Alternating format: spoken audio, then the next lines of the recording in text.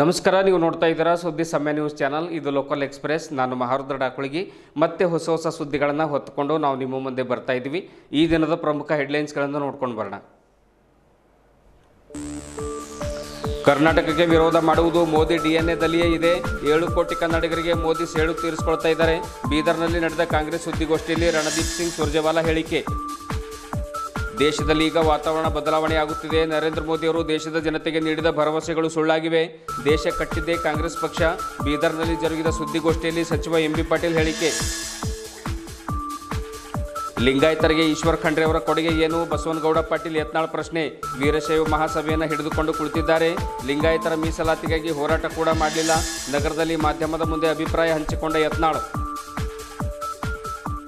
ನಮ್ಮ ಉಳಿವಿಗಾಗಿ ಮತ್ತು ಸಂವಿಧಾನ ಉಳಿವಿಗಾಗಿ ಕಾಂಗ್ರೆಸ್ ಮತ ಚಲಾಯಿಸಿ. ಬಿಜೆಪಿ ಜೊತೆಗಿನ ಮೈತ್ರಿ ಹಿಂಪಡೆಯದ ಕಾರಣ ಕಾರ್ಯಕರ್ತರು ಜೆಡಿಎಸ್ ತೊರೆದು ಕಾಂಗ್ರೆಸ್ಗೆ ಸೇರ್ಪಡೆ. ವಿಷ್ಣುವರ್ಧನ್ ವಾಲ್ದೋಡಿ ಹೇಳಿಕೆ. ರವೀಂದ್ರ ಸ್ವಾಮಿಯವರು ಮಹಾರಾಷ್ಟ್ರದ ಶಿರ್ಡಿಯಲ್ಲಿ ಸಲ್ಲಿಸಿದ ನಾಮಪತ್ರ ಪುರಸ್ಕೃತ. ಶಿರ್ಡಿ ಲೋಕಸಭಾ ಕ್ಷೇತ್ರದ ಸ್ವತಂತ್ರ ಅಭ್ಯರ್ಥಿಯಾಗಿ ರವೀಂದ್ರ ಸ್ವಾಮಿ ಸ್ಪರ್ಧೆ. ಬೀದರ್ ನಗರದ ಕಚೇರಿಯಲ್ಲಿ ಅಭಿಮಾನಿಗಳಿಂದ ಸನ್ಮಾನ. ಲೋಕಸಭಾ ಚುನಾವಣೆ ಪ್ರಯುಕ್ತ ಬೀದರ್ ನಗರದಲ್ಲಿ ಅರೆ ಸೇನಾಪಡೆಗಳಿಂದ ರೂಟ್ ಮಾರ್ಚ್. ನಗರದಾದ್ಯಂತ ಸಂಚರಿಸಿದ ಅರೆ ಸೇನಾಪಡೆ. ಎಸ್ಪಿ ಚನ್ನಬಸವಣ್ಣ ಎಸ್ಎಲ್ ಸೇರಿದಂತೆ ಹಲವು ಅರೆ ಸೇನಾಪಡೆಗಳು ಭಾಗಿ. ವಾರ್ತೆಗಳ ವಿವರ. ಪ್ರಧಾನಮಂತ್ರಿ ನರೇಂದ್ರ ಮೋದಿಯವರ ಡಿಎನ್ಎ ಹೇಗಿದೆ ಅಂತಂದರೆ, ಕರ್ನಾಟಕಕ್ಕೆ ವಿರೋಧ ಮಾಡುವುದೇ ಅವರ ಡಿಎನ್ಎದಲ್ಲೇ ಇದೆ ಎಂದು ಕರ್ನಾಟಕ ಕಾಂಗ್ರೆಸ್ ಚುನಾವಣಾ ಉಸ್ತುವಾರಿ ರಣದೀಪ್ ಸಿಂಗ್ ಸುರ್ಜೇವಾಲಾ ತಿಳಿಸಿದರು. ನಗರದ ಜಿಲ್ಲಾ ಪತ್ರಿಕಾ ಭವನದಲ್ಲಿ ಕರೆದಿರುವಂತಹ ಸುದ್ದಿಗೋಷ್ಠಿಯನ್ನು ಉದ್ದೇಶಿಸಿ ಮಾತನಾಡಿರುವಂತಹ ಅವರು, ಕರ್ನಾಟಕದ 6.5 ಕೋಟಿ ಜನರಿಗೆ ನರೇಂದ್ರ ಮೋದಿಯವರು ಸೇಡನ್ನು ತೀರಿಸಿಕೊಳ್ತಾ ಇದ್ದಾರೆ ಎಂದು ತಮ್ಮ ಆಕ್ರೋಶವನ್ನು ಹೊರಹಾಕಿದರು. ಇಂದು ಮೋದಿಯವರು ಕರ್ನಾಟಕದ ಚುನಾವಣಾ ಪ್ರಚಾರದಲ್ಲಿದ್ದಾರೆ. ಆದರೆ ಎಲ್ಲ ಕಡೆಗಳಲ್ಲೂ ಕೂಡ ಜನರು ಗೋ ಬ್ಯಾಕ್ ಎಂದು ಮೋದಿಯವರ ಮುಂದೆ ಘೋಷಣೆ ಕೂಗ್ತಾ ಇದ್ದಾರೆ. ಮೋದಿ ಸರ್ಕಾರ ರೈತ ವಿರೋಧಿಯಾಗಿದೆ. ಇವರಿಂದ ರೈತರಿಗೆ ಒಂದು ಅಪಾರವಾಗಿರತಕ್ಕಂಥ ಹಾನಿ ಕೂಡ ಆಗಿದೆ. 14,718 ಕೋಟಿ ರೂಪಾಯಿ ರಾಜ್ಯದ ಪಾಲಿನ ಒಂದು ತೆರಿಗೆ ಹಣ ಕೂಡ ಮೋದಿ ಸರ್ಕಾರ ನೀಡಲಿಲ್ಲ ಎಂದು ಸುರ್ಜೇವಾಲಾ ಆರೋಪಿಸಿದರು. ರಾಜ್ಯದಿಂದ 100 ರೂಪಾಯಿ ಕೊಟ್ಟರೆ 13 ರೂಪಾಯಿ ತೆರಿಗೆ ಹಣ ವಾಪಸ್ ಕೊಡ್ತಾರೆ. 19 ರೂಪಾಯಿ ಬರ ಪರಿಹಾರವನ್ನು ಕೊಡ್ತಾರೆ. ಇದು ಯಾವ ನ್ಯಾಯ ಎಂದು ಹೇಳಿದರು. ಇದು ಕರ್ನಾಟಕದ ಜನತೆಯ ಜೊತೆ ಮಾಡುತ್ತಿರುವಂತಹ ಘೋರ ಅನ್ಯಾಯವಾಗಿದೆ. ಮೋದಿಯವರು ಕರ್ನಾಟಕಕ್ಕೆ ಖಾಲಿ ಚೆಂಬು ನೀಡಿದ್ದಾರೆ. ಹೀಗಾಗಿ ಕರ್ನಾಟಕದ ಮತದಾರರು ಈ ಬಾರಿ ಮೋದಿ ಅವರಿಗೆ ಖಾಲಿ ಚೆಂಬು ನೀಡಿ ಕಳುಹಿಸುತ್ತಾರೆ ಎಂದು ಹೇಳಿದರು.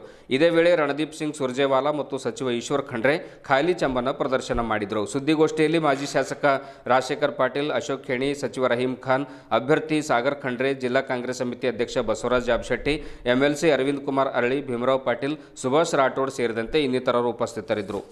डीएनए कर्नाटक विरोधी है. प्रधानमंत्री और श्री अमित शाह और मोदी सरकार 6.5 करोड़ से अधिक कन्नड़गा भाई बहनों से प्रतिशोध यानी बदला ले रही है. मोदी जी और उनकी सरकार कर्नाटक के आम जनमानस से, विशेष तौर से रायता बंधु हमारे किसानों से नफरत करती है और उस नफरत की आग में धधकते हुए मोदी सरकार कर्नाटक के लोगों और किसानों का नुकसान कर रही है. मोदी और अमित शाह जी ने मिलकर कर्नाटक के किसानों को 14,718 करोड़ का सूखे का मुआवजा देने से इनकार कर दिया. कर्नाटक ने मांगा 18,172 करोड़ सूखे का मुआवजा. मोदी सरकार ने एक फूटी कोड़ी नहीं दी. हमने कर्नाटक में का मुआवजा मांगा from national disaster relief fund. National disaster relief fund कोई भीख नहीं है. कर्नाटक के लोग जो टैक्स जमा कराते हैं उसका एक हिस्सा एनडीआरएफ में जमा हो जाता है ताकि कभी किसी प्रांत पर भी प्राकृतिक नेचुरल कैलेमिटी, प्राकृतिक आपदा आए तो वो पैसा मिल सके. हमने किस चीज के लिए पैसा मांगा था आपके लिए वो जानना जरूरी है. पहली चीज, कर्नाटक की सरकार ने मेमोरेंडम में लिखा कि 114 लाख एकड़ जो एग्रीकल्चर क्रॉप डिस्ट्रॉय हो गई ड्राउट से, उसका मुआवजा किसान को दिया जाए. दूसरा, कांग्रेस की सरकार ने यह लिखा कि 5 लाख एकड़ कर्नाटक में जो हॉर्टिकल्चर क्रॉप डिस्ट्रॉय हो गई उसका मुआवजा किसान को दिया जाए। तीसरा, हमने ये मांग की कि 223 कैटल कैंप और 713 फॉडर बैंक जो मवेशी हैं, जानवर हैं, उनके लिए लगाने की इजाजत दी जाए। चौथा, गांव ग्रामीणांचल में और अर्बन एरियाज में, रूरल और अर्बन एरियाज में 180 डेज की ड्रिंकिंग वाटर सप्लाई का इंतजाम करने का पैसा दिया जाए। और पांचवा, सबसे महत्वपूर्ण, कर्नाटक के इन 13 डिस्ट्रिक्ट्स के रायता बंधुओं को 90 दिन का लाइवलीहुड मुआवजा दिया जाए क्योंकि उनकी फसल नष्ट हो गई। इसमें क्या गलती थी? जैसे ही हमने 22 सितंबर 2023 को यह मेमोरेंडम दिया, नेशनल टीम आई, उसने अपनी रिपोर्ट सौंप दी। उसके बाद इस मुआवजे को फाइनली सैंक्शन करते हैं होम मिनिस्टर अमित शाह। अमित शाह ने 22 सितंबर 2023 से 22 अप्रैल 2024 तक अक्टूबर, नवंबर, दिसंबर, जनवरी, फरवरी, मार्च, अप्रैल 7 महीने मीटिंग ही नहीं बुलाई, इसलिए कि कर्नाटक को फूटी कौड़ी देनी नहीं थी। आखिर में 25 अक्टूबर 2023 को, जब वो हमें मुआवजा नहीं दे रहे थे सितंबर में, कानून ये बोलता है कि 30 दिन में मुआवजा देना है। नेशनल कैलेमिटी एक्ट है 2005 का, उसमें लिखा है कि आपको 30 दिन में मुआवजा देना है। 25 अक्टूबर 2023 को हमारे 3 cabinet minister union agriculture secretary, union home secretary से मिले और बोले मुआवजा दो, कुछ नहीं हुआ। 25 नवंबर 2023 को हमारे रेवेन्यू मिनिस्टर जो कृष्णा बायरे गौड़ा हैं और एग्रीकल्चर मिनिस्टर चलरा स्वामी निर्मला सीतारमन जी से मिले और बोले मुआवजा दो, कुछ नहीं हुआ। उसके बाद 19 दिसंबर 2023 को Siddaramaiah ji chief minister prime minister से मिले और बोले मुआवजा दो, ये हमारा कानूनी हक है, कुछ नहीं हुआ। 20 दिसंबर 2023 को Siddaramaiah ji chief minister home minister Amit Shah से मिले, बोले मुआवजा। ಕಾಂಗ್ರೆಸ್ ಪಕ್ಷ 70 ವರ್ಷಗಳಲ್ಲಿ ದೇಶಕ್ಕಾಗಿ ಏನು ಮಾಡಿದೆ ಎಂದು ಪ್ರಧಾನಮಂತ್ರಿ ನರೇಂದ್ರ ಮೋದಿ ಅವರು ಪದೇ ಪದೇ ಕೇಳ್ತಾರೆ.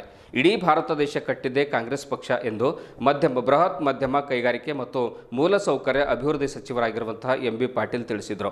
ನಗರದ ಜಿಲ್ಲಾ ಪತ್ರಿಕಾ ಭವನದಲ್ಲಿ ಕರೆದ ಸುದ್ದಿಗೋಷ್ಠಿಯನ್ನು ಉದ್ದೇಶಿಸಿ ಮಾತನಾಡಿರುವಂತಹ ಅವರು ದೇಶದಲ್ಲಿ ಸ್ಥಾಪನೆಯಾದ ಶಾಲಾ ಕಾಲೇಜುಗಳು, ಮೆಡಿಕಲ್ ಕಾಲೇಜುಗಳು, ವಿಶ್ವವಿದ್ಯಾಲಯಗಳು, ಏಮ್ಸ್ ಕಾಲೇಜುಗಳು ಕಾಂಗ್ರೆಸ್ ಅವಧಿಯಲ್ಲಿ ಮಾತ್ರ ಸ್ಥಾಪನೆಯಾಗಿವೆ. ಆದರೆ 2014ರಲ್ಲಿ ದೇಶಕ್ಕೆ ಅಚ್ಚೇ ದಿನ ಬರುತ್ತವೆ ಎಂದು ಹೇಳಿದ ಮೋದಿ ಅವರು ರಾಷ್ಟ್ರದ ಜನತೆಗೆ ನೀಡಿದ್ದು ವಿವಿಧ ಸಾಮಗ್ರಿಗಳ ಬೆಲೆ ಏರಿಕೆ, ರೂಪಾಯಿ ಮೌಲ್ಯ ಕುಸಿತ, ಪೆಟ್ರೋಲ್ ಡೀಸೆಲ್ ಬೆಲೆ ಏರಿಕೆಯ ಬಿಸಿ ನೀಡಿದ್ದಾರೆ ಎಂದರಲ್ಲದೆ ವರ್ಷಕ್ಕೆ 2 ಕೋಟಿ ಉದ್ಯೋಗವನ್ನು ಸೃಷ್ಟಿ ಮಾಡ್ತೇನೆ ಎಂದು ಹೇಳಿದರು. ಅಂದರೆ 10 ವರ್ಷದಲ್ಲಿ ಸುಮಾರು 20 ಕೋಟಿ ಉದ್ಯೋಗವನ್ನು ಸೃಷ್ಟಿ ಮಾಡಬೇಕಾಗಿತ್ತು, ಆದರೆ ಅವರು ಸೃಷ್ಟಿ ಮಾಡಲಿಲ್ಲ. ಬದಲಾಗಿ ಉದ್ಯೋಗಸ್ಥರು ಕೂಡ ತಮ್ಮ ಕೆಲಸವನ್ನು ಕಳೆದುಕೊಂಡು ಮನೆಯಲ್ಲಿದ್ದಾರೆ ಎಂದು ಎಂಬಿ ಪಾಟೀಲ್ ಅವರು ಗಂಭೀರ ಆರೋಪವನ್ನು ಕೂಡ ಮಾಡಿದರು. ಮೋದಿ ಅವರ ಒಂದು ಕಾರ್ಯಕ್ಕೆ ಅವರು ಜೇರಿದರು. ರೈತರ ಆದಾಯ ದ್ವಿಗುಣ ಆಗಲಿಲ್ಲ, ನ ಖಾವುಂಗ ನ ಖಾನೆ ದುಂಗ ಎಂದು ಹೇಳಿದ ಮೋದಿಯವರು ಎಲೆಕ್ಟ್ರಾಲ್ ಬಾಂಡ್ನ 7,600 ಕೋಟಿ ರೂಪಾಯಿ ಹಗರಣ ನಡೆಸಿದ್ದಾರೆ. ಇದನ್ನು ಹೈಕೋರ್ಟ್ ನ್ಯಾಯಮೂರ್ತಿಗಳಾದ ಚಂದ್ರಚೂಡ ಅವರು ಕೂಡ ಬಹಿರಂಗಪಡಿಸಿದ್ದಾರೆ ಎಂದು ಆರೋಪಿಸಿದರು. ಅಜಿತ್ ಪವಾರ್ ಮತ್ತು ಪ್ರಫುಲ್ ಪಟೇಲ್ ಅವರನ್ನ ಬಿಜೆಪಿ ಎಂಬ ವಾಷಿಂಗ್ ಮಷಿನ್ನಲ್ಲಿ ಸೇರಿಸಿಕೊಂಡು, ಅಂದರೆ ಅದರಲ್ಲಿ ಹಾಕಿಕೊಂಡು ಅವರನ್ನ ಸ್ವಚ್ಛ ಎಂದು ಕ್ಲೀನ್ ಚಿಟ್ ಸರ್ಟಿಫಿಕೇಟ್ ನೀಡ್ತಾರೆ. ಅಬಕಾರಿ ಹಗರಣ ಎಂದು ಅರವಿಂದ್ ಕೇಜ್ರಿವಾಲ್ ಅವರನ್ನ, ಅಂದರೆ ದೆಹಲಿ ಮುಖ್ಯಮಂತ್ರಿ ಅರವಿಂದ್ ಕೇಜ್ರಿವಾಲ್ ಅವರನ್ನ ಜೈಲಿಗೆ ತಳ್ಳುತ್ತಾರೆ. ರಾಜ್ಯದಲ್ಲಿ ಬಡವರಿಗೆ ಅಕ್ಕಿ ನೀಡಲಿಲ್ಲ. ಹೀಗೆ ಧರ್ಮದ ಹೆಸರಿನಲ್ಲಿ ಮೋದಿಯವರು ನಿರಂತರವಾಗಿ ರಾಜ್ಯ ರಾಜಕೀಯನ ಮಾಡ್ಕೊಂಡು ಬರ್ತಾ ಇದ್ದಾರೆ ಎಂದರಲ್ಲದೆ ರಾಜ್ಯದಲ್ಲಿ ಸುಮಾರು 20ಕ್ಕೂ ಹೆಚ್ಚು ಸ್ಥಾನಗಳಲ್ಲಿ ಕಾಂಗ್ರೆಸ್ ಪಕ್ಷ ಗೆಲ್ಲುತ್ತದೆ ಎಂದು ಭರವಸೆ ವ್ಯಕ್ತಪಡಿಸಿದರು. ಬೀದರ್ ಲೋಕಸಭಾ ಕ್ಷೇತ್ರದ ಚಿರಂಜೀವಿ ಸಾಗರ್ ಖಂಡ್ರೆ ಅವರಿಗೆ ನಿಮ್ಮ ಮತವನ್ನು ನೀಡಿ ಗೆಲ್ಲಿಸಿ ಮತ್ತು ಆ ಯುವಕನನ್ನು ಪಾರ್ಲಿಮೆಂಟ್ಗೆ ಕಳಿಸಿ ಎಂದು ಮನವಿ ಮಾಡಿಕೊಂಡರು. ಇದೇ ವೇಳೆ ಸುದ್ದಿಗೋಷ್ಠಿಯಲ್ಲಿ ಕಾಂಗ್ರೆಸ್ ಸಮಿತಿ ಜಿಲ್ಲಾಧ್ಯಕ್ಷ ಬಸವರಾಜ್ ಜಾಬಶೆಟ್ಟಿ, ಪ್ರಮುಖರಾಗಿರುವಂತಹ ಬಸವರಾಜ್ ಬುಳ್ಳ, ಬಸವರಾಜ್ ಧನ್ನೂರ್, ಬಸವರಾಜ್ ಭತ್ಮೂರ್ಗೆ, ಸೋಮನಾಥ್ ಕಂದುಗುಳೆ, ಜಾರ್ಜ್ ಸೇರಿದಂತೆ ಇನ್ನಿತರರು ಉಪಸ್ಥಿತರಿದ್ದರು. ಅಷ್ಟೇ ಅಲ್ಲ, ನಮ್ಮ ಮಹಿಳೆಯರಿಗೆ ಶಕ್ತಿಯುತರಿಗೆ, ನಾಯಕರಿಗೆ, ಸಹೋದರಿಗೆ ಎಲ್ಲ ಕಡೆ ಕರ್ನಾಟಕದ ಎಲ್ಲಿ ಬೇಕಾದರೂ ಪ್ರವಾಸ ಮಾಡೋಕ್ಕೆ ಉಚಿತವಾಗಿ ನಾವು ಬಸ್ನ ಒಂದು ಸೌಲಭ್ಯ ಕೊಟ್ಟಿದ್ದೀವಿ. ಯುವಕರು ಯಾರು 6 ತಿಂಗಳವರೆಗೆ ಉದ್ಯೋಗ ಸಿಗೋದಿಲ್ಲ, 2 ವರ್ಷದ ಕಾಲ ಪದವೀಧರಿಗೆ 3,000, ಡಿಪ್ಲೊಮಾ ಹೋಲ್ಡರ್ಸ್ಗೆ 1,500 ರೂಪಾಯಿ ಹಿಂಗೆ ನಾವು ಅವ್ರಿಗೆ ನಾವು ಶಕ್ತಿಯನ್ನು ತುಂಬ ದೇವರು ಸ್ಥಾಪನೆಯನ್ನು ಕೊಡ್ತಾ ಇದ್ದೀವಿ. ಹೀಗಾಗಿ 10 ವರ್ಷ ನರೇಂದ್ರ ಮೋದಿಯವರು ಸಂಪೂರ್ಣವಾಗಿ ಯಾಕೆ ಮಾತಾಡ್ತಾರೆ, ಭಾಳಷ್ಟು ಜನ ಅಭ್ಯರ್ಥಿಗಳು ನಮ್ಮ ನೋಡಿ ಊಟ ಹಾಕ್ಬೇಡ್ರಿ, ಮೋದಿಯವ್ರು ನೋಡಿ ಊಟ ಹಾಕ್ರಿ ಅಂತಿದ್ರು. ಈ ಮೋದಿಯವರೇ ಏನೂ ಮಾಡಿಲ್ಲ. ಮೋದಿಯವ್ರು ಮತ್ತೆ ನಂಬರ್ ತಗೋರು ವಿಜಯಪುರ ನಮ್ಮ ರಮೇಶ್ ಜಿಗಜಿಣಗಿ ಅವರು ಹೇಳ್ತಾರೆ ಕುಲ ನಾನು ನೋಡಿ ಊಟ ಹಾಕ್ಬೇಡ್ರಪ್ಪ, ನೀವು ನರೇಂದ್ರ ಮೋದಿಯವರು ಊಟ ಹಾಕ್ತಾರೆ. ನರೇಂದ್ರ ಮೋದಿಯವರು ಏನು ಮಾಡಿದರು? 10 ವರ್ಷದಲ್ಲಿ ಅವ್ರ ಸಾಧನೆ ಶೂನ್ಯ, ಕೇವಲ ಘೋಷಣೆಗಳು. अच्छे दिन, सबके साथ, सबके विकास, ನಾ ಖಾऊंगा ನಾ ಖಾನೆ दूंगा, ಈ ವಿಕಸಿತ ಭಾರತ ಅಂತ. ಅದು ಯಾವಾಗ 2047 ಅಂದರೆ ಇವ್ರು ಇದೇ ರೀತಿ ಇವ್ರನ್ನ 2047 ತನಕ ನೀವು ಬೆಂಬಲ ಮಾಡ್ಕೊಂತೀರಿ ಅಂತ ಹೇಳಿ ಅದು ಸಾಧ್ಯ ಆಗಿರಲ್ಲ. ಇವರು ಮುಖವಾಡ ಕಳಚಿ ಬಿದ್ದೋಗಿದೆ, ಸಂಪೂರ್ಣ ಇವರ ಬಂಡವಾಳ ಬಯಲಾಗಿದೆ. ಇವರಿಗೆ ಉಳಿದಿರುವಂಥ ಒಂದೇ ಒಂದು ದಾರಿ, ಅದರ ಮೇಲೆ ಇವತ್ತು ಚುನಾವಣೆ ಮಾಡಲಿಕ್ಕೆ ಈಗೂ ಪ್ರಯತ್ನವನ್ನು ಮಾಡ್ತಾ ಇದ್ದಾರೆ.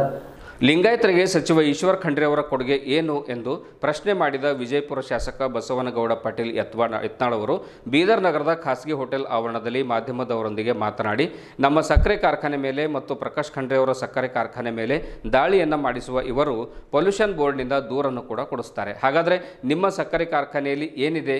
ಎಲ್ಲವೂ ಕೂಡ ಕಳಪೆ ಮಟ್ಟದಾಗಿದೆ. ಕಳಪೆ ನೀರು ನದಿಗೆ ಬಿಸಾಡ್ತಾ ಇದ್ದಾರೆ. ಲಿಂಗಾಯತರ ಒಂದು ಕೋಟಾದಡಿಯಲ್ಲಿ ಮಂತ್ರಿ ಆಗ್ತೀರಿ, ಮಜಾ ಮಾಡ್ತೀರಿ, ನಿಮ್ಮ ಮಕ್ಕಳಿಗೆ ಬೆಳೆಸ್ತೀರಿ, ರಾಜಕೀಯದಲ್ಲಿ ಬೆಳೆಸ್ತೀರಿ ಎಂದರಲ್ಲದೆ ಕಾಂಗ್ರೆಸ್ ಮತ್ತೆ ಅಧಿಕಾರಕ್ಕೆ ಬಂದರೆ ಜೈ ಶ್ರೀರಾಮ್ ಎಂದರೆ ಎಲ್ಲರಿಗೂ ಕೂಡ ಒಳ ಹಾಕ್ತಾರೆ ಎಂದು ಹೇಳಿದರು. ಮೋದಿ ಸರ್ಕಾರ ರಾಜ್ಯಕ್ಕೆ ಚೊಂಬು ನೀಡಿದೆ ಎಂದು ಕಾಂಗ್ರೆಸ್ಸಿಗರು ಪದೇ ಪದೇ ಹೇಳ್ತಾ ಇದ್ದಾರೆ. ಎಲ್ಲ ಕಡೆಗಳಲ್ಲೂ ಕೂಡ ಚೊಂಬನ್ನೇ ಪ್ರದರ್ಶನ ಮಾಡ್ತಾ ಇದ್ದಾರೆ ಎಂದು ಕೇಳಿದ ಒಂದು ಮಾಧ್ಯಮದವರ ಪ್ರಶ್ನೆಗೆ ಉತ್ತರಿಸಿರುವಂತಹ ಬಸವನಗೌಡ ಪಾಟೀಲ್ ಯತ್ನಾಳ್ ಅವರು ಕಾಂಗ್ರೆಸ್ಸಿಗರಿಗೆ ಈ ಬಾರಿ ಬರೋಬ್ಬರಿ ಚೊಂಬು ಮಾತ್ರ ಹಿಡಿಯುವ ಕಾಲ ಬಂದಿದೆ ಎಂದು ಅವರು ಉತ್ತರಿಸಿದರು. ಅವ್ರು ಹೇಳ್ಕೊತಾರ, ಅವರು ಲಿಂಗಾಯತರಿಗೆ ಏನು ಮಾಡ್ಯಾರ? ಈಶ್ವರ ಖಂಡ್ರೆ ಅವರ ಕಾಂಟ್ರಿಬ್ಯೂಷನ್ ಲಿಂಗಾಯತರಿಗೆ ಏನೈತಿ? ರಿಸರ್ವೇಷನ್ ಸಲುವಾಗಿ ಏನಾರು ಹೋರಾಟ ಮಾಡ್ಯಾರ? ಯಾರ್ದೋ ಸ್ವಾಮೀಜಿ ಕಟ್ಟಿದಂಥ ಸಂಸ್ಥೆ ಕಸ್ಕೊಂಡವ್ರು ಅವರು. ಅವ್ರದ್ದೇನೈತಿ? ಈಶ್ವರ ಖಂಡ್ರೆ ಅವ್ರದ್ದು ಇವತ್ತು ನಮ್ಮ ಸಕ್ಕರೆ ಕಾರ್ಖಾನೆ ಮ್ಯಾಗ ದಾಳಿ ಮಾಡ್ತಾರೆ, ಪೊಲ್ಯೂಷನ್ ಬೋರ್ಡ್ನಿಂದ ಕಂಪ್ಲೇಂಟ್ ಮಾಡಿಸ್ತಾರೆ. ನಾವು ರೈತರಿಗೆ 2,650 ರೂಪಾಯಿ ನಾವು ಬಿಲ್ ಕೊಟ್ಟಿದ್ದೀವಿ, 15 ದಿವಸ ನಾವು ಬಿಲ್ ಕೊಟ್ಟಿದ್ದೀವಿ. ಕಾಟ ಹೊಡೆದಲ್ಲ ನಮ್ಮ ಮ್ಯಾಗ ಪೊಲ್ಯೂಷನ್ ಬೋರ್ಡ್ನವರ ಪ್ರಕಾಶ್ ಖಂಡ್ರೆನ ಫ್ಯಾಕ್ಟ್ರಿ ಮ್ಯಾಗ ಪೊಲ್ಯೂಷನ್. ನಿಮ್ಮ ಫ್ಯಾಕ್ಟ್ರಿಗೆ ಏನೈತಿ? ಎಲ್ಲ ಕಳಪೆ ಏನದ ಎಲ್ಲ ಹೋಗಿ ನದಿಗೆ ಸೇರ್ತಾ ಇದೆ. ಇವ್ರದ್ದು ಕಾಂಟ್ರಿಬ್ಯೂಷನ್ನ ಶಾಮನೂರು ಶಿವಶಂಕರಪ್ಪ, ಅಲ್ಲಿದಿಂದ ಈಶ್ವರ ಖಂಡ್ರೆ, ಇವರು ಅಖಿಲ ಭಾರತ ವೀರಶೈವ ಮಹಾಸಭಾ ಹಿಡ್ಕೊಂಡು ಕೂತಾರೆ. ಇವರಿಂದ ಯಾವ ಲಿಂಗಾಯತರಿಗೆ ಏನಾಗೈತೆ ನನಗೆ ಹೇಳ್ರಿ, ದಾಖಲೆ ಕೊಡೋತ್ತೇಳ್ರಿ. ಏನು ಮೀಸಲಾತಿ ನಮ್ಗೆ ಹೋರಾಟ ಮಾಡಿದೇವಲ್ಲ ನಾವು ಲಿಂಗಾಯತರಿಗೆ 2D ಕೊಟ್ಟಲೆ ಭಾರತೀಯ ಜನತಾ ಪಾರ್ಟಿ. ನೀವೆಲ್ಲಿದ್ರಪ್ಪ? ಈಶ್ವರ ಖಂಡ್ರೆ ಒಮ್ಮೆರೆ ಬಾಯಿ ತೆಗೆದ್ರೆ, ಶಾಮನೂರು ಶಿವಶಂಕರಪ್ಪ ನೀವು ಬಾಯಿ ತೆಗೆದ್ರೆ, ಇದೇ ಯಡಿಯೂರಪ್ಪ ವಿರುದ್ಧ ನಾವು ಹೋರಾಟ ಮಾಡಿದೆವು, ವಿಧಾನಸಭೆ ಒಳಗೆ ಮಾಡೀನಿ. ಯಡಿಯೂರಪ್ಪಗೂ ಬಿಟ್ಟಿಲ್ಲ ನಾನು, ಲಿಂಗಾಯತರಿಗೆ ಸಿಗ್ಬೇಕಂತ. ನಿಮ್ದೇನಿದೆ ಹೇಳ್ರಿ? ಲಿಂಗಾಯತ ಲೀಡ್ರ್ ಬರೀ ಕೋಟಾ ತೊಗೊಂಡು ಮಂತ್ರಿ ಆಗ್ತೀರಿ, ಮಜಾ ಮಾಡ್ತೀರಿ. ನಿಮ್ಮ ಮಕ್ಕಳು ಮೊಮ್ಮಕ್ಕಳು ಎಲ್ಲ MLA MP ಆಗಬೇಕು. ನಿಮ್ದೇನದು ಲಿಂಗಾಯತರ ಲೀಡರ್ ಅನ್ನುವಂಥ ಯಾವುದೇ ಈಶ್ವರ ಖಂಡ್ರೆಗೆ ನೈತಿಕ ಹಕ್ಕಿಲ್ಲ. ಜೈ ಶ್ರೀರಾಮ್ ಘೋಷಣೆ ಕೂಗಿದ್ದು ಕಲಬುರಗಿ ಗಲಾಟೆ ಆಗಿದೆ ಸರ್ ಇವತ್ತು ರೀ. ಹೌದ್ರಿ, ಇನ್ನು ಈ ದೇಶನಾಗಿ ಕಾಂಗ್ರೆಸ್ ಏನಾರ ಬಂದ್ರೆ ಜೈ ಶ್ರೀರಾಮಲ್ಲ ನಿಮ್ಮ ಮನೆಗೆ ಹೋಗಿ ಹೊಡಿತಾರೆ. ಮನೆ ಒಳಗಿನ ಹೆಣ್ಮಕ್ಳನ್ನ ತಂದು ಎತ್ಕೊಂಡು ಹೋಗ್ತಾರೆ. ಈ ಕಲಬುರಗಿ ಇನ್ನೊಂದು ಪ್ರಕರಣ ಆಗಿದೆ. ಒಂದು ಹಿಂದೂ ಹುಡುಗಿನ ಎತ್ಕೊಂಡು ಹೋಗ್ಯಾರ. ಅದನ್ನು ಇದೇ ಪ್ರಿಯಾಂಕಾ ಖರ್ಗೆ ಯಾವುದೇ ಆ್ಯಕ್ಷನ್ ತೊಗೊಳ್ಳೋದು ಮುಚ್ಚಿ ಹಾಕೋ ಪ್ರಯತ್ನ ಮಾಡಕತ್ತ. ಕಾಂಗ್ರೆಸ್ನಿಂದ ಈಶ್ವರ ಖಂಡ್ರೆಗೂ ರಕ್ಷಣೆ ಇಲ್ಲ. ಕಾಂಗ್ರೆಸ್ ಇರುವುದರಿಂದ ಈಶ್ವರ ಖಂಡ್ರೆನೂ ಹಿಂದೂಗಳ ಪರವಾಗಿ ಮಾತಾಡೋದಿಲ್ಲ, ಎಲ್ಲ ಸಾಬರ ಪರವಾಗಿ ಸಾಬರ ಕಾಂಗ್ರೆಸ್ಸು ಪಾಕಿಸ್ತಾನದ ಸರ್ಕಾರ. ಬರ ಪರಿಹಾರ ವಿಚಾರವಾಗಿ ಕಾಂಗ್ರೆಸ್ ಚೊಂಬ್ ಹಿಡಿದು ಪ್ರತಿಭಟನೆ ಮಾಡಿದೆ ಸರ್ ರಾಜ್ಯದ. ಅವ್ರಿಗೆ ಚಂಬು ಹಿಡಿ ಕಾಲ ಬಂದೈತಿ. ನಾಳೆ 2024 3ನೇ ಬಾರಿ ಪ್ರಧಾನಮಂತ್ರಿ ಆಗ್ತಾರೆ. ಸೋನಿಯಾ ಗಾಂಧಿ ಹಿಡಿದು ಎಲ್ಲರಿಗೂ ಚಂಬು ಕೊಟ್ಟು ಅವ್ರ ಮನೆಗೆ ಕಳಿಸ್ತಾರೆ. ಸರ್ ರೈತರ ಬರ ಪರಿಹಾರದಲ್ಲಿ ಸರ್ ಕಾಂಗ್ರೆಸ್ ಅವ್ರು ಕೈ ಚಳಕ ತೋರಬಾರ್ದು ಅಂತೇಳಿ ಆರ್ ಅಶೋಕ್ ಅವ್ರು ಹೇಳಿದ್ರು. ಯಾರು ಕಾಂಗ್ರೆಸ್ ಬರ ಪರಿಹಾರ ವಿಚಾರದಾಗ ಕಾಂಗ್ರೆಸ್ನವರು ಬರ ಪರಿಹಾರದಲ್ಲಿ ಯಾವುದೇ ರೀತಿ ಕೈ ಚಳಕ ತೋರಬಾರ್ದು ಅಂತೇಳಿ ಆರ್ ಅಶೋಕ್ ಅವ್ರು ಹೇಳಿದ್ರು. ಅದಕ್ಕೆ ಸುರ್ಜೇವಾಲಾ ಅವರು ಆರ್ ಅಶೋಕ್ ಅನ್ಪರ್ಡ್ ಇದ್ದಾರೆ ಅಂತ ಹೇಳ್ತಿದ್ದಾರೆ ಸರ್. ಸುರ್ಜೇವಾಲಾ ಹಾಫ್ ಮ್ಯಾಟ್ ಅದಾರ. ಹಾಫ್ ಮ್ಯಾಟ್ ಒಬ್ಬ ರಾಷ್ಟ್ರೀಯ ಅದು ಕಲೆಕ್ಷನ್ ಮಾಸ್ಟರ್. ಅದು ಕರ್ನಾಟಕ ಬರೋದು ಕಲೆಕ್ಷನ್ ತಿಂಗಳ ಬಂದು ವಸೂಲಿ ದಲಾಲ. Suitcase master. ಇಲ್ಲಿ ಬಿದರ್ನಾಗ ಇವರು ಸಕ್ರೆ ಒಯ್ಲಕ್ಕೆ ಬಂತಾರೆ. ಕಂಟ್ರೆಂಟ್ ಫ್ಯಾಕ್ಟ್ರಿ ಅಂತ. ಅದು ಖಾಸಗಿ ವಿಚಾರ, ನಾವು ಅದ್ರ ಬಗ್ಗೆ ಏನೋ ಕಮೆಂಟ್ ಮಾಡೋದು. ಶಾಸಕರು ಸಚಿವರು ಮೊನ್ನೆ ಸ್ಟೇಜ್ ಮ್ಯಾಗ ರಹೀಮ್ ಖಾನ್ ಅಂತಿದ್ದಾರೆ. ಅವರು ಬಹಿರಂಗವಾಗಿ ನಮ್ಮ ಓಟ್ ನಮಗೆ ಬಿದ್ದರು ಸಾಕು, 80% ಬಿದ್ದರು ಸಾಕು ನಮ್ಮ ಓಟು ಅಂತ ಹೇಳ್ತಾರೆ. ಹೌದು, ಮತ್ತು ನಮ್ಮವ್ರಿಗೆ ಬುದ್ಧಿ ಬರ್ಬೇಕಲ್ಲ ಹಿಂದೂಗಳಿಗೆ. ರಹೀಮ್ ಖಾನ್ ಅಂದಿದ್ದಕ್ಕೆ ನಾ ಏನೂ ತಕರಾರಿಲ್ಲ. ನಮ್ಮ ಹಿಂದೂಗಳಿಗೆ ಅಂದು ಬುದ್ಧಿ ಬರೋದು. ನಾವು ಬಿಡಬೇಕೇನು, ಬಂಜಾರ ಅದೀನಿ, ಲಿಂಗಾಯತ ಅದೀನಿ, ನಾನು ಕೋಳಿ ಸಮಾಜ ಅದೀನಿ, ನಾನು ದಲಿತ ಅದೀನಿ, ಎಲ್ಲ ನಾವು ಬಿಟ್ಟು ನಾವು ಒಂದಾಗಬೇಕು. ಅವ್ರಂಗೆ ಆಗಿ ಹೊಡೆದ್ರೆ ರಹೀಮ್ ಖಾನ್ ಅಲ್ಲ, ರಹೀಮ್ ಖಾನ್ ಅಪ್ಪನೂ ಹೋಗ್ಬೇಕಾಗ್ತದೆ ರಾಜಕೀಯದೊಳಗೆ. ನಮ್ಮ ಜನನೇ ಓಟ್ ಹಾಕ್ತಾರೆ ಅವ್ರಿಗೆ ರೊಕ್ಕ ತೊಗೊಂಡು. ಅದನ್ನು ಬಿಡಬೇಕು. ನಮ್ಮವರು ಸ್ವಾಭಿಮಾನದಿಂದ ಈ ಸಲ ನರೇಂದ್ರ ಮೋದಿ ಅವರು BJP ನೋಡಿ ಓಟ್ ಹಾಕ್ಬೇಕು. ರಹೀಮ್ ಖಾನ್ ತನ್ನ ಜಾತಿ ಕಾಂಗ್ರೆಸ್ಗೆ ಹಾಕೋಲೆಕ್ಕ. ಹಿಂದೂಗಳ ಅಟ್ಟೆ ನಾ ಕೇಳ್ತೀನಿ ಓಟ. ನಮ್ಮ ಸರ್ಕಾರ ಕೇಂದ್ರದಾಗ ಬರ್ತದೆ. ಬಾಬಾ ಸಾಹೇಬ್ ಅಂಬೇಡ್ಕರ್ ಅವ್ರೇನು ಸಂವಿಧಾನದಲ್ಲಿ ಹಿಂದುಳಿದ ಮತ್ತು ದಲಿತರಿಗಟ್ಟೆ ಮೀಸಲಾತಿ ಇದೆ. ಧರ್ಮಾಧಾರಿತ ಮೀಸಲಾತಿ ಇಲ್ಲ. ಮುಸ್ಲಿಂ ಕೊಟ್ಟ ಎಲ್ಲ ಮೀಸಲಾತಿನೂ ತೆಗಿತೀವಿ. ಅದನ್ನು ದಲಿತರಿಗೆ, ಹಿಂದುಳಿದವರಿಗೆ, ಹಾಲು ಮತ, ಪರಿಶಿಷ್ಟ ಪಂಗಡ ಎಲ್ಲ ಸಮಾಜಕ್ಕೆ ಅದನ್ನು ಹಂಚ್ತೀವಿ. ಸರ್ ಮೋದಿಯವರು ಈಗ ಮೋದಿಯವರು 10 ವರ್ಷದಲ್ಲಿ ಏನೂ ವರ್ಕ್ ಮಾಡಿಲ್ಲ. ಹೀಗಾಗಿ ಹೆಣ್ಮಕ್ಳು ಮಂಗಲಸೂತ್ರ ಬಗ್ಗೆ, ಹಿಂದೂ ಮುಸ್ಲಿಂ ಬಗ್ಗೆ, ಮೀಸಲಾತಿ ಬಗ್ಗೆ ಮಾತಾಡ್ತಾ ಇದ್ದಾರೆ ಇವತ್ತು ಅಂತೇಳಿ. ಮೋದಿಯವರು ಏನು ಮಾಡ್ಯಾರ ಅನ್ನೋದು ವಿಶ್ವಕ್ಕೆ ಗೊತ್ತೈತಿ. ಇವತ್ತು ಯಾವುದೋ ದೇಶದ ಒಂದು ಪ್ರಧಾನಮಂತ್ರಿ ಹೇಳ್ಯಾರ, ಅಮೇರಿಕಾದ ಅಧ್ಯಕ್ಷ ಮೋದಿ ನಮ್ಮ ದೇಶದಲ್ಲಿ ಹುಟ್ಟಬೇಕಾಗಿತ್ತು ಅಂತೇಳಿ. ಪಾಕಿಸ್ತಾನದಾಗ ಹೇಳ್ತಾರೆ ಹುಡುಗರು. ಪಾಕಿಸ್ತಾನದಾಗಿನ ಯುವಕರಿಗೆ ಇಂಟರ್ವ್ಯೂ ನೀವು ನೋಡಿರ್ಬೇಕಲ್ಲ, ಸಾಕಷ್ಟು ಫೇಸ್ಬುಕ್ನ ಬರ್ತಾವೆ. ನರೇಂದ್ರ ಮೋದಿ ಜೈಸಾ ಪ್ರಧಾನಮಂತ್ರಿ ಚಾಯತ್ ಅಲ್ಲಿ ಹೇಳ್ತಾರೆ. ಇವು ಬಿಕನಾಶಿ ಕಾಂಗ್ರೆಸ್ನವ್ರು ಇಟ್ಟೇ ಹೇಳೋರು. ಇವ್ರೇನು ಮಾಡ್ಯಾರ 50 ವರ್ಷ? ಸರ್ ಕಾಂಗ್ರೆಸ್ ಬಂತಂದ್ರೆ ಏನಾರ ಆ ಟೈಪ್ ಆಯ್ತದ ಸರ್, ಆಸ್ತಿ ಹಂಚಿಕೆ ಆಗಿರ್ಬೋದು. ಕಾಂಗ್ರೆಸ್ ಬಂದ್ರೆ ನೋಡ್ರಿ, ಶ್ಯಾಮ್ ಪಿತ್ರೋಡ ಯಾರು? ರಾಜೀವ್ ಗಾಂಧಿ ಆರ್ಥಿಕ ಮತ್ತು ತಾಂತ್ರಿಕ ಸಲಹೆಗಾರ. ಅದೇ ಈ ನಮ್ಮ ಬಟಾಟಿಯಿಂದ ಬಂಗಾರ ತೆಗೆಯುವ ರಾಹುಲ್ ಗಾಂಧಿಗೂ ಅವನೇ ಸಲಹೆಗಾರ. ಅವರು ಹೇಳ್ಯಾರ ಕಾಂಗ್ರೆಸ್ ಪಾಲಿಸಿ ಇದೆ, ಯಾವುದು ಪಿತ್ರಾರ್ಜಿತ ಆಸ್ತಿ ಇದೆ, ಹೆರಿಟೇರಿ ಏನು ಆಸ್ತಿ ಬರ್ತದೆ, ತಂದೆ ಸತ್ತ ಮ್ಯಾಗ ಅದು ಮಕ್ಕಳಿಗೆ ಏನು ವಾರಸ ಆಗೋ ಟೈಮ್ನಾಗ 55% ಸರ್ಕಾರಕ್ಕೆ ಕೊಡಬೇಕು, 45%ನಾಗ ಆ ಕುಟುಂಬ ಹಂಚ್ಕೋಬೇಕು. ಅಂದ್ರೆ ಈಗ 10 ಎಕರೆ ಜಮೀನು ಐತಂದ್ರೆ 5.5 ಎಕರೆ ಸರ್ಕಾರಕ್ಕೆ ಬಿಟ್ಟು ಕೊಡಬೇಕು. 10 ತೊಲಿ ಬಂಗಾರ ನಿನ್ನ ಮನ್ಯಾಗ ಐತಂದ್ರೆ 5.5 ತೊಲಿ ಸರ್ಕಾರಕ್ಕೆ ಕೊಡಬೇಕು. ಅವ್ರು ಒಯ್ದೆಲ್ಲ ಸಾಬ್ರಿ ರೆಹಮಾನ್ ಖಾನ್ ಕಮ್ಯುನಿಟಿಗೆ ಹಂಚ್ತಾರೆ. ಹಿಂದೂ ಅಂಕ ಏನು ಪ್ರಾಪರ್ಟಿ ರೆಹಮಾನ್ ಖಾನ್ ಖುಷ್ ಹೋಗಯ. ಹಿಂಗಾಗ್ತದೆ. ಅಂದರೆ ಇಡೀ ದೇಶನಲ್ಲೇ ಒಮ್ಮೆ ಶ್ರೀಮಂತ ಮಾಡ್ಬೇಕಂತ ಮಾಡ್ಯಾರ. ಮುಂದೆ ಪಾಕಿಸ್ತಾನ ಮಾಡಬೇಕು ಅಂತ ಅವ್ರದ್ದು ಮುಂದಿನ. ರಾಹುಲ್ ಗಾಂಧಿ ಅಂತೂ ಹಿಂದೂ ಅಲ್ಲ, ಸೋನಿಯಾ ಗಾಂಧಿ ಹಿಂದೂ ಅಲ್ಲ, ಯಾವುದೋ ಎಲ್ಲ ಮಿಕ್ಸ್ಡ್ ವೆಜಿಟೇಬಲ್ ಐತಿ. ಹಿಂದೂಗಳ ಸಾವಾದಾಗ ಕಾಂಗ್ರೆಸ್ನವರು ಯಾಕೆ ಅವ್ರ ಮನೆಗೆ ಹೋಗೋದು, ಭೇಟಿ ಆಗೋದು, ಸಾಂತ್ವನ ಹೇಳೋದು, ತನಿಖೆ ಮಾಡ್ತೀವಿ ಅನ್ನೋದು ಒಂದರಿ ಮಾಡಿದ್ರು. ಸಿದ್ದರಾಮಯ್ಯನವರು ಹತ್ಯೆಯಾದ ದಿವಸನೇ ಹೇಳಿಕೆ ಕೊಡ್ತಾರೆ, ಇದು ಅವ್ರ ವೈಯಕ್ತಿಕ.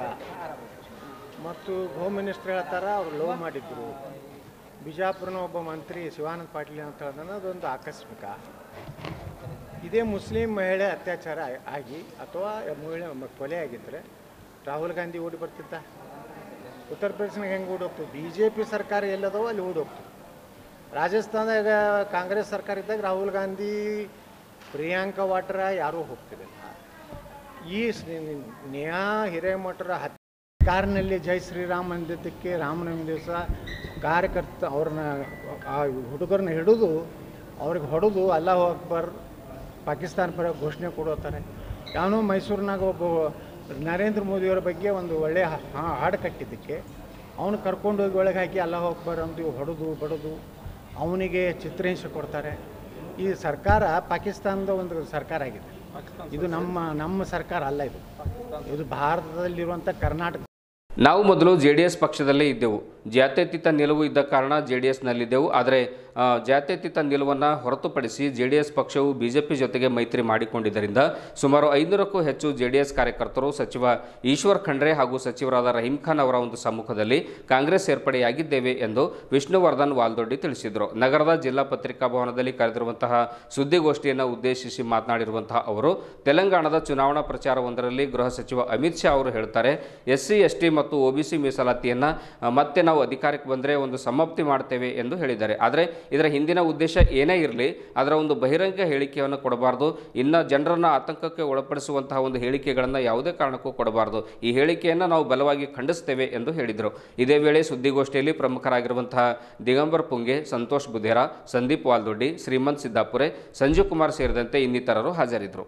ಅಂತಂದರೆ ಇವತ್ತು ನಾವು ಯಾವುದೇ ಒಂದು ಪಕ್ಷಕ್ಕೆ ಮತ ನೀಡಬೇಕಾದ್ರೆ ಅಭಿವೃದ್ಧಿ ಪರವಾಗಿ, ಮಹಿಳೆಯರ ಸುರಕ್ಷಿತ ಪರವಾಗಿ, ಎಜುಕೇಷನ್ ಬಗ್ಗೆ ಇದನ್ನು ಯಾರು ಜಾಸ್ತಿ ಪ್ರಾಮುಖ್ಯತೆ ನೀಡ್ತಾರೋ ಅವರನ್ನು ಒಂದು ಅಧಿಕಾರಕ್ಕೆ ತರಬೇಕಂತ ಹೇಳೋ ಒಂದು ನಿಟ್ಟಿನಲ್ಲಿ ಓಟ್ ನೀಡ್ತಾರೆ ವಿನಃ ಅವ್ರ ಥರ ಹೇಳಿಕೆ ನೀಡಿ ಇಡೀ ಅವರು ಒಂದು ಹೇಳಿಕೆನೇ ಇವತ್ತು ಅವ್ರ ಸೋಲಿಗೆ ಕಾರಣವಾಗ್ತಾ ಇದೆ. ಮತ್ತು ಯುವಕರಾಗಿರ್ತಕ್ಕಂಥ ಸಾಗರ್ ಈಶ್ವರ್ ಖಂಡ್ರೆ ಅವರಿಗೆ ಏನು ಕಾಂಗ್ರೆಸ್ ಪಕ್ಷ ಟಿಕೆಟ್ ನೀಡಿದೇನೋ ಇದು ನಿಜವಾಗ್ಲೂ ಕೂಡ ಯುವಕರಿಗೆ ಒಂದು ಹುಮ್ಮಸ್ ತಂದಿರತಕ್ಕಂಥ ವಿಷಯ. ಈ ಬೀದರ್ ಜಿಲ್ಲೆಯಲ್ಲಿ ಅತ್ಯಂತ ಪ್ರಚಂಡ ಬಹುಮತದಿಂದ ಇಡೀ ಕರ್ನಾಟಕದಲ್ಲಿ ಯಾರಾದರೂ ಗೆಲುವು ಸಾಧಿಸಿದ್ದಾರೆ ಅಂತಂದರೆ ಅದು ಸಾಗರ್ ಈಶ್ವರ್ ಖಂಡ್ರೆ ಅವರು ಅಂತ ಹೇಳಿ ನಾನು ಮಾನ್ಯ ನಮ್ಮ ಎಲ್ಲ ಬೀದರ್ ಜಿಲ್ಲೆ ಜನತಾ ಮುಖಾಂತರ, ಪತ್ರಿಕೆ ಮುಖಾಂತರ ಒಂದು ವಿರೋಧಿಗಳಿಗೆ ಎಚ್ಚರಿಕೆಯನ್ನು ನೀಡ್ತಾ ಇದ್ದೀನಿ. ಜೊತೆಗೆ ನಾವು ಗೆದ್ದು ಬಂದ ಮೇಲೆ ಏನೇನು ಅಭಿವೃದ್ಧಿ ಮಾಡಬೇಕು ಅದರ ಬಗ್ಗೆ ಸಚಿವರಿಗೆ ತಗೊಂಡು, ಸಂಸದರಿಗೆ ತಗೊಂಡು ನಾವೇ ಮುಂದಾಗಿ ಮನೆ ಮನೆಗೆ ಭೇಟಿ ನೀಡಿ ಪ್ರತಿಯೊಬ್ಬರ ಕೆಲಸ ಕಾರ್ಯಗಳನ್ನು ಮಾಡಿಕೊಡ್ತೀವಿ ಅಂತ ಹೇಳ್ತಾ ನನ್ನ ಮಾತಿಗೆ ವಿರಾಮ ನೀಡ್ತೀನಿ. ನಾನು JDSನಲ್ಲಿ ಮೊದಲಿದ್ದಾಗ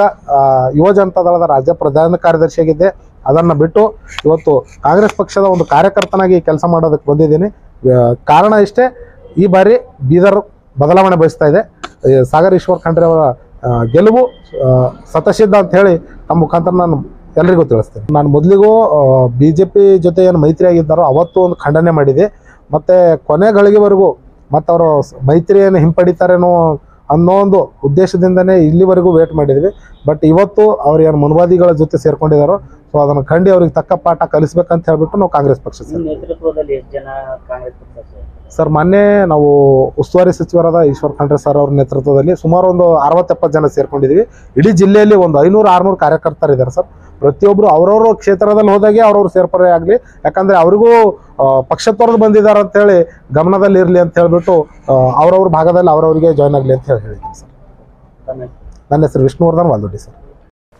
ಹಲವಾರು ವರ್ಷಗಳಿಂದ ಬೇಡ ಜಂಗಮ ಪ್ರಮಾಣ ಪತ್ರಕ್ಕಾಗಿ ನಾನು ಹೋರಾಟವನ್ನು ನಡೆಸ್ತಾ ಇದ್ದರೂ ಕೂಡ ಈ ಭಾಗದ ಪ್ರಭಾವಿ ನಾಯಕರುಗಳು ಹಾಗೂ ಸಂಬಂಧಪಟ್ಟ ಅಧಿಕಾರಿಗಳು ನನ್ನ ಜಾತಿ ಪ್ರಮಾಣ ಪತ್ರವನ್ನು ತಿರಸ್ಕರಿಸಲಿಕ್ಕೆ ಬಹಳಷ್ಟು ನಿರಂತರವಾಗಿ ಪ್ರಯತ್ನ ಪಟ್ಟರೂ ಕೂಡ ಕೊನೆಗೆ ಸತ್ಯಕ್ಕೆ ಸದಾ ಜಯ ಸಿಕ್ಕೇ ಸಿಗುತ್ತದೆ ಎಂಬುದಕ್ಕೆ ಮಹಾರಾಷ್ಟ್ರದ ಶಿರ್ಡಿ ಮೀಸಲು ಲೋಕಸಭಾ ಕ್ಷೇತ್ರದಲ್ಲಿ ನಾನು ಹಾಕಿರುವಂತಹ ಉಮೇದುವಾರಿಕೆ ಪುರಸ್ಕೃತಗೊಳ್ಳುವ ಮೂಲಕವಾಗಿ ನನಗೆ ನ್ಯಾಯ ಸಿಕ್ಕಂತಾಗಿದೆ ಎಂದು ರವೀಂದ್ರ ಸ್ವಾಮಿಯವರು ತಿಳಿಸಿದರು. ನಗರದ ಡೆನ್ ಕಚೇರಿಯಲ್ಲಿ ಅಭಿಮಾನಿಗಳಿಂದ ಹಾಗೂ ಜಂಗಮ ಸಮಾಜದವರಿಂದ ಸನ್ಮಾನವನ್ನು ಸ್ವೀಕರಿಸಿ ಮಾತನಾಡಿದರು. ನಾನು ಮತ್ತು ನಮ್ಮ ಕುಟುಂಬದವರು ಮೊದಲಿನಿಂದಲೂ ಕೂಡ ಬೇಡ ಜಂಗಮ ಒಂದು ಪ್ರಮಾಣ ಪತ್ರವನ್ನು ಹೊಂದಿದ್ದೇವೆ. ಅದೇ ಒಂದು ಸಮಾಜಕ್ಕೆ ಸೇರಿದವರಾಗಿದ್ದೇವೆ. ಮಾನ್ಯ ತಹಸೀಲ್ದಾರರು ನನ್ನ ಜಾತಿ ಪರಿಶೀಲನೆಯನ್ನು ಒಂದು ಕೂಲಂಕುಷವಾಗಿ ಪರಿಶೀಲನೆ ಮಾಡಿಯೇ ನನಗೆ ಪ್ರಮಾಣ ಪತ್ರವನ್ನು ನೀಡಿದ್ದಾರೆ. ಹಾಗಾಗಿ ಶಿರ್ಡಿಯಲ್ಲಿ ನನ್ನ ನಾಮಪತ್ರ ಪುರಸ್ಕೃತಗೊಂಡಿದೆ. ಇದರಿಂದ ಬಹಳಷ್ಟು ಸಂತಸವಾಗಿದೆ ಮತ್ತು ನ್ಯಾಯ ಸಿಕ್ಕಂತಾಗಿದೆ. ಸಂವಿಧಾನದಲ್ಲಿ ನಂಬಿಕೆ ಇಟ್ಟವರಿಗೆ ಖಂಡಿತವಾಗಿಯೂ ಕೂಡ ಒಂದು ನ್ಯಾಯ ಸಿಕ್ಕೇ ಸಿಗುತ್ತದೆ. ಕಾನೂನು ಪ್ರಕಾರ ಕಾನೂನನ್ನು ಬೆಂಬಲಿಸಿದವರು, ಕಾನೂನನ್ನು ಪುರಸ್ಕರಿಸಿದವರಿಗೆ ಕಾನೂನು ನಮ್ಮನ್ನು ಪುರಸ್ಕಾರ ನೀಡುತ್ತೆ ಎನ್ನುವುದಕ್ಕೆ ಇದೇ ಒಂದು ಸಾಕ್ಷಿಯಾಗಿದೆ ಎಂದು ರವೀಂದ್ರ ಸ್ವಾಮಿಯವರು ಸನ್ಮಾನವನ್ನು ಸ್ವೀಕರಿಸಿ ಅವರು ಸಂತಸವನ್ನು ವ್ಯಕ್ತಪಡಿಸಿದರು. ಬೀದರ್ ಲೋಕಸಭಾ ಕ್ಷೇತ್ರದ ಸಾರ್ವತ್ರಿಕ ಚುನಾವಣೆಯ ಅಂಗವಾಗಿ ಬೀದರ್ ನಗರದಲ್ಲಿ ಅರೆಸೇನಾ ಪಡೆ ಹಾಗೂ ಸಿವಿಲ್ ಪೊಲೀಸರಿಂದ ರೂಟ್ ಮಾರ್ಚ್ ಜರುಗಿತು. ಬೀದರ್ ಕ್ಷೇತ್ರದ ಲೋಕಸಭಾ ಚುನಾವಣೆ ಶಾಂತಿಯುತವಾಗಿ ಮತ್ತು ಶಿಸ್ತಿನಿಂದ ಜರುಗಬೇಕೆಂದು ಒಂದು ಉತ್ತಮ ಸದುದ್ದೇಶ ಇಟ್ಟುಕೊಂಡ ಅರೆಸೇನಾ ಪಡೆ ಹಾಗೂ ಸಿವಿಲ್ ಪೊಲೀಸರು ನಗರದಲ್ಲಿ ಆಕರ್ಷಕವಾಗಿ ರೂಟ್ ಮಾರ್ಚ್ ಅನ್ನು ನಡೆಸಿದರು. ನಗರದ ಅಂಬೇಡ್ಕರ್ ವೃತ್ತದ ಹತ್ತಿರ ಇರುವಂತಹ ಪ್ರವಾಸಿ ಮಂದಿರದಿಂದ ಆರಂಭವಾಗಿರುವಂತಹ root March doctor Baba Saheb Ambedkar ವೃತ್ತ, ವಿಶ್ವಗುರು ಬಸವೇಶ್ವರ ವೃತ್ತ, ನಯಾ ಕಮಾನ್ ಮಾರ್ಗವಾಗಿ ಚೌಬಾರ, ಮೊಹಮ್ಮದ್ ಗವಾನ್ ಚೌಕ್, ಶಹಾಗಂಜ್ ಮಾರ್ಗವಾಗಿ ಕೊನೆಯಲ್ಲಿ ಅಂಬೇಡ್ಕರ್ ವೃತ್ತಕ್ಕೆ ಬಂದು ಮುಕ್ತಾಯಗೊಂಡಿತು. ಇದೇ ವೇಳೆ ಜಿಲ್ಲಾ ಪೊಲೀಸ್ ಅಧೀಕ್ಷಕರಾಗಿರುವಂತಹ ಚನ್ನಬಸವಣ್ಣ SL, ಹೆಚ್ಚುವರಿ ಪೊಲೀಸ್ ಅಧೀಕ್ಷಕರಾಗಿರುವಂತಹ ಮಹೇಶ್ ಮೇಘಣ್ಣವರ್ ಸೇರಿದಂತೆ DYSP ಸೇರಿದಂತೆ ಇನ್ನು ಹಲವರು ಇದೇ ಸಂದರ್ಭದಲ್ಲಿ ಉಪಸ್ಥಿತರಿದ್ದರು.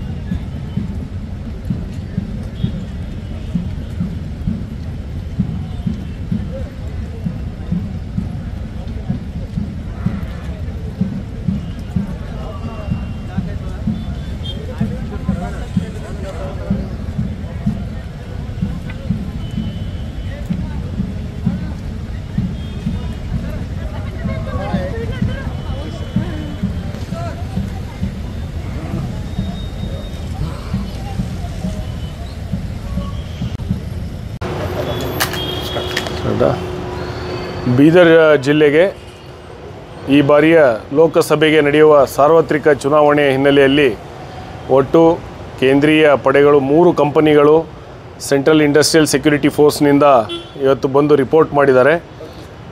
ಅದರಲ್ಲಿ ಇವತ್ತು ಬೀದರ್ ನಗರದಲ್ಲಿ ನಾವು ಮೊದಲ ಬಾರಿಗೆ ಫ್ಲ್ಯಾಗ್ ಮಾರ್ಚನ್ನು ಇವತ್ತು ಮಾಡಿದ್ದೀವಿ. ನಮ್ಮ ಜೊತೆಗೆ ಅಸಿಸ್ಟೆಂಟ್ ಕಮಾಂಡೆಂಟ್ ಸುನೀಲ್ ಅವರು ಇದ್ದಾರೆ CISFನಿಂದ. ಜೊತೆಗೆ ಎಲ್ಲ ಪೊಲೀಸ್ ಅಧಿಕಾರಿಗಳು ಮತ್ತು ನಮ್ಮ ಪೊಲೀಸ್ ಸಿಬ್ಬಂದಿ ಜೊತೆಗೆ CISFನ ಸಿಬ್ಬಂದಿಗಳು ಎಲ್ಲ ಸೇರಿ ಇವತ್ತು ಪಥಸಂಚಲನವನ್ನು ಮಾಡಿದ್ದೀವಿ. ಇದರ ಉದ್ದೇಶ ಮುಖ್ಯವಾಗಿ ಸಾರ್ವಜನಿಕರಲ್ಲಿ ಮುಕ್ತವಾಗಿ ಬಂದು ಮತದಾನ ಮಾಡಲಿಕ್ಕೆ ಮತ್ತು ಯಾವುದೇ ರೀತಿಯಾದಂತಹ ಭಯವಿಲ್ಲದೇ ಭಯಮುಕ್ತವಾದಂತಹ ವಾತಾವರಣವನ್ನು ಸೃಷ್ಟಿ ಮಾಡುವಂಥದ್ದು ನಮ್ಮ ಫೋರ್ಸ್ಗಳ ಜವಾಬ್ದಾರಿಯಾಗಿರ್ತದೆ. ಅದನ್ನು ಇವತ್ತು ನಾವು ಫ್ಲ್ಯಾಗ್ ಮಾರ್ಚ್ ಮಾಡೋದ್ರ ಮೂಲಕ ಏರಿಯಾ ಡಾಮಿನೇಷನ್ ಮಾಡೋದ್ರ ಮೂಲಕ ನಾವು ಮಾಡಿದ್ದೀವಿ. ಸಾರ್ವಜನಿಕರಲ್ಲಿಯೂ ಕೂಡ ಏನಂದರೆ ಕಾನ್ಫಿಡೆನ್ಸ್ ಬಿಲ್ಡಿಂಗ್ ಆಗೋದಕ್ಕೋಸ್ಕರ ಈ ಒಂದು ಕ್ರಮವನ್ನು ನಾವು ಮಾಡ್ತಾ ಇದ್ದೇವೆ. ಮುಂದಿನ ದಿನಗಳಲ್ಲಿ ಜಿಲ್ಲಾದ್ಯಂತ ಕೂಡ ನಾವು ಏನಂದರೆ ಈ ತರಹ ಫ್ಲ್ಯಾಗ್ ಮಾರ್ಚ್ಗಳನ್ನು ಮಾಡಲಾಗೋದು ಹಾಗೂ ಎಲ್ಲಿ ಯಾವುದು ಬೂತ್ಗಳಲ್ಲಿ ನಮಗೆ ಅವಶ್ಯಕತೆ ಇದೆ ಅಲ್ಲಿಯ ಕೇಂದ್ರೀಯ ಈ ಅರೆ ಸೇನಾಬಲ ಪಡೆಗಳು ಅಲ್ಲಿ ಕರ್ತವ್ಯ ನಿರ್ವಹಿಸ್ತವೆ. ಸಾರ್ವಜನಿಕರು ಭಯಮುಕ್ತವಾಗಿ ಫ್ರೀ ಆ್ಯಂಡ್ ಫೇರ್ ಆಗಿ ಎಲೆಕ್ಷನ್ ನಡೆಯೋದರಿಂದ ತಾವೆಲ್ಲ ಬಂದು ಮತದಾನ ಮಾಡಬೇಕು ಅಂತ ಹೇಳಿ ತಮ್ಮಲ್ಲಿ ಕೇಳ್ಕೊಳ್ತಾರೆ. ಎಲ್ಲರೂ ಏನಂದರೆ ಮೇ 7ನೇ ತಾರೀಕಿನಂದು ತಮ್ಮ ಮತಗಟ್ಟೆಗಳಲ್ಲಿ ಬಂದು ಮತದಾನ ಮಾಡಬೇಕು. ತಮ್ಮೊಂದಿಗೆ ಬೀದರ್ ಜಿಲ್ಲೆ ಪೊಲೀಸ್ ಮತ್ತು ಕೇಂದ್ರೀಯ ಅರೆ ಸೇನಾ ಪಡೆಯಾದಂತಹ CISFನ ತುಕಡಿಗಳು ಕೂಡ ಇರ್ತದೆ. ಸೊ ಆದ್ದರಿಂದ ತಾವೆಲ್ಲ ಬಂದು ಮುಕ್ತವಾಗಿ ಏನಂದರೆ ಮತದಾನ ಮಾಡಬೇಕು ಮೇ 7ನೇ ತಾರೀಕಿನಂದು. ಧನ್ಯವಾದ. ಹಿಂದಿ ಹಿಂದಿ ಹಾಂ ಠೀಕ್ ಹೈ. ಇದುವರೆಗೂ ಸುದ್ದಿ ಕೊಟ್ಟಿರುವ ನಾನು ಮಹರುದ್ರ ಡಾಕೊಳಗಿ. ಮತ್ತೆ ಮುಂದಿನ ವಾರ್ತೆಗಳೊಂದಿಗೆ ಭೇಟಿಯಾಗೋಣ. ವಂದನೆಗಳು.